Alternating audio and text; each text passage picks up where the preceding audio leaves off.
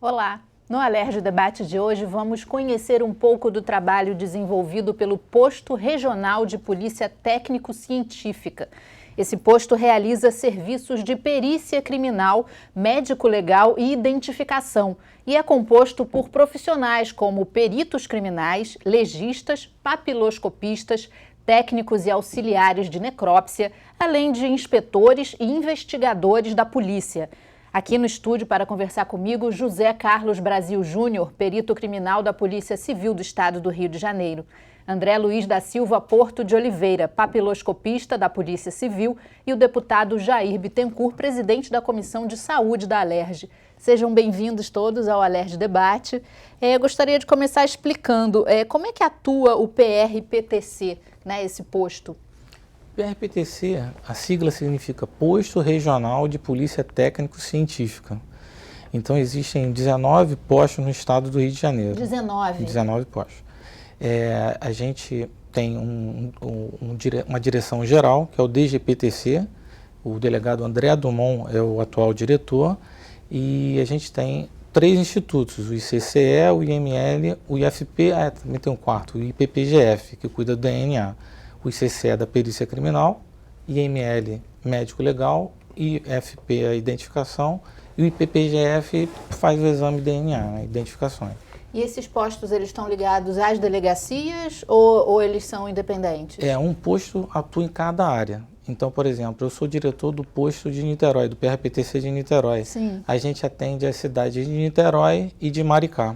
Então, os 19 abrangem toda a área do estado. Exatamente. Eu gostaria que os senhores citassem alguns casos do trabalho da perícia, casos que ficaram famosos na mídia, que a opinião pública chegou a ter conhecimento, que os senhores pudessem citar.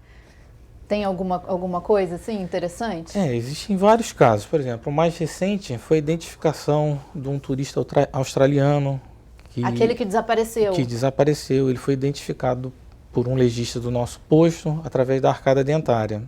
E onde é que ele foi encontrado? Ele foi encontrado em outra cidade, né? Foi encontrado na praia de Maricá. De Maricá. Isso. E ele desapareceu no Rio. No Rio. Isso, exatamente. Então ele já estava num estado de putrefação que não foi possível identificação através das suas digitais. E a gente conseguiu, os passos seriam ou o DNA ou arcada dentária. Então a gente conseguiu, através da arcada dentária, a sua identificação. E como é que é feito isso da arcada dentária? Você tem que ter informações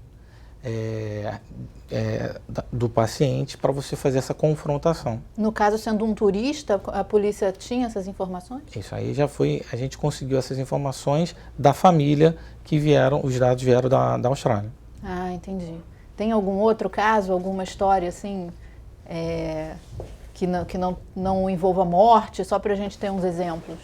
A maioria dos casos que o PRPTC pode se envolver, que não há morte, são casos em que pessoas perdem a memória. Ou por um acidente, ficam hospitalizadas, ou porque realmente são acometidas por alguma doença, tipo Alzheimer, pessoas de idade que têm falhas na memória, que desaparecem e a família vai buscar. A primeira informação que o familiar acha é que a pessoa morreu e está no IML. Então, como o PRPTC tem uma unidade do Serviço Médico Legal, eles comparecem para buscar essas informações. E as orientações geralmente são dadas nesse sentido, de buscar uma delegacia, fazer o registro de desaparecimento, para que essa informação entre no sistema e a gente possa trabalhar.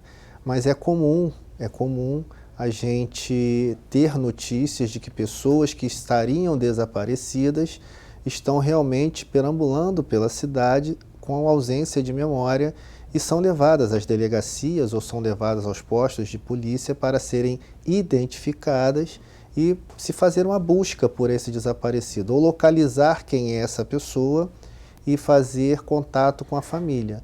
Mas é importantíssimo que se tenha uma identidade no Rio de Janeiro. Fora isso, a gente não tem como identificar essa pessoa e puxar o rastro de parentesco, de pessoas que tenham conhecimento que essa pessoa está desmemoriada. Se a pessoa não tá portando um documento, nada, como é que ela é identificada? Não importa. Através das digitais, que são únicas, a gente consegue identificar e individualizar essa pessoa com 100% de chance, assim, 0% de erro.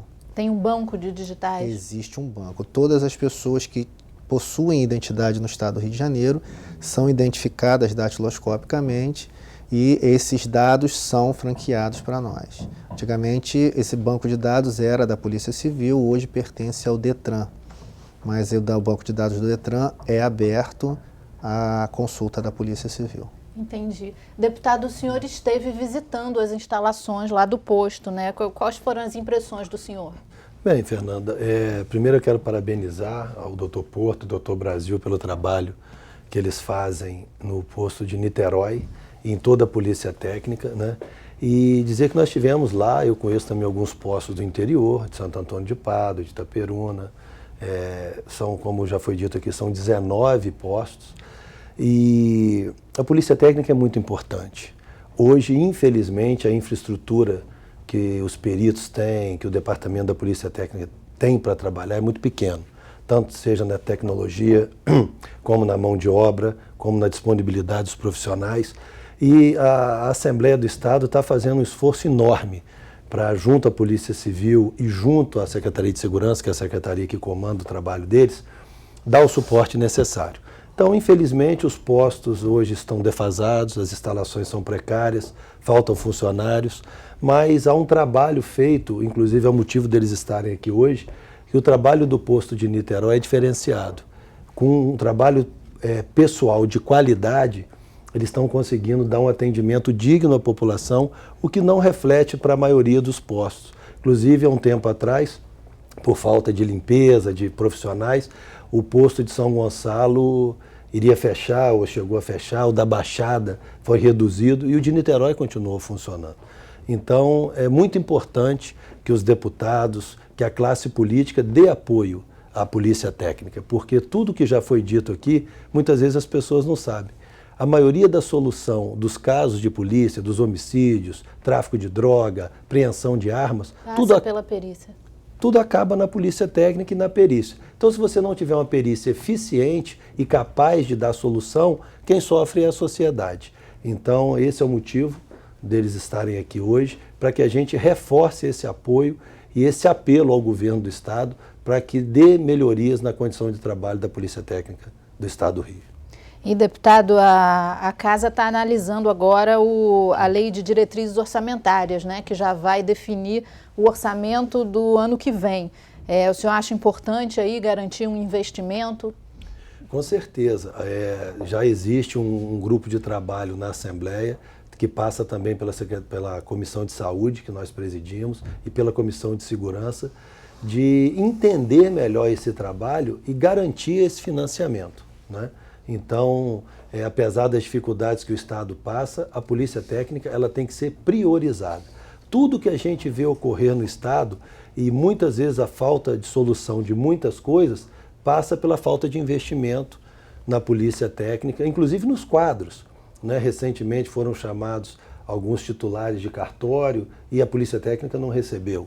Foi para outro. Precisa em outros órgãos? Precisa. Mas a Polícia Técnica, o nosso foco aqui é priorizar a Polícia Técnica, principalmente com infraestrutura e pessoal.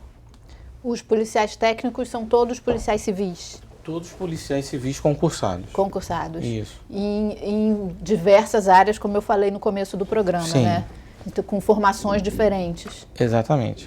O perito criminal, você tem várias áreas, como engenharia, química, física, farmácia, biologia, veterinária. A medicina legal são médicos. São médicos. Isso. Queria saber dos senhores como é que essa crise que o Estado do Rio está passando afetou o trabalho no posto, se afetou e como que afetou. A crise atual afeta todos os órgãos, principalmente a parte de funcionários terceirizados, né? Nós tínhamos um síndico no posto, um atendente social, pessoal de limpeza, e com a crise a gente perdeu esses funcionários.